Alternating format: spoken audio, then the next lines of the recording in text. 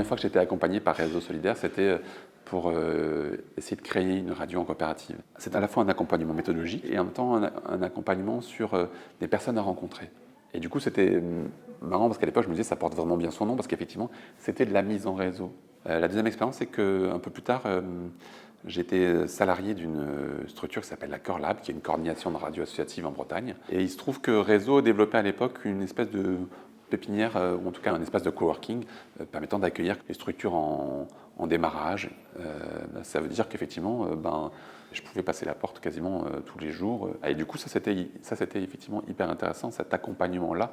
Et puis la troisième, elle est indirecte. Elle est qu'aujourd'hui, je suis coordinateur de la Grande Nuit à Grande Bouche. C'est un projet qu'on a créé à 3 personnes. Et on a été accompagné par un incubateur d'entreprise qui s'appelle TAC35 et qui a été lui-même créé et imaginé par Réseau Solidaire. Mais du coup, c'est précieux parce que c'est à la fois des formations, c'est à la fois un accompagnement méthodologique, un accompagnement technique, un lieu. C'est tout ça et du coup, c'est un moment très fort parce que créer une entreprise en soi, c'est quelque chose de très fort, mais créer une entreprise à plusieurs avec des valeurs, c'est encore plus fort. Ça prend du temps, mais c'est juste génial.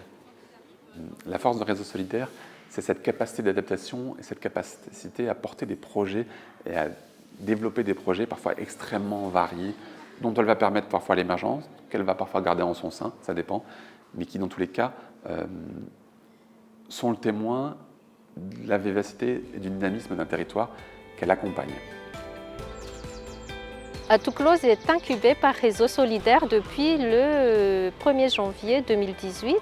Atouclose, c'est le pôle d'expertise en clause sociale pour les marchés de travaux et de services pour le bassin rennais. L'objectif, c'est de travailler avec les maîtres d'ouvrage pour insérer des heures de clause sociale dans leur marché public ou privé, c'est-à-dire réserver des heures pour les personnes en difficulté sociale ou professionnelle.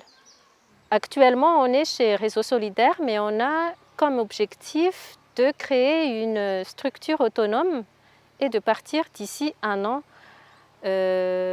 Pour cela, on travaille en étroite collaboration avec tous nos partenaires emploi et aussi nos partenaires maîtres d'ouvrage et Réseau Solidaire évidemment. On ne choisit pas tout seul le futur modèle, on fait avec tous les partenaires. Et on ne reste pas seulement à la création de nouvelles structures, mais on travaille également sur l'innovation emploi et innovation côté environnemental.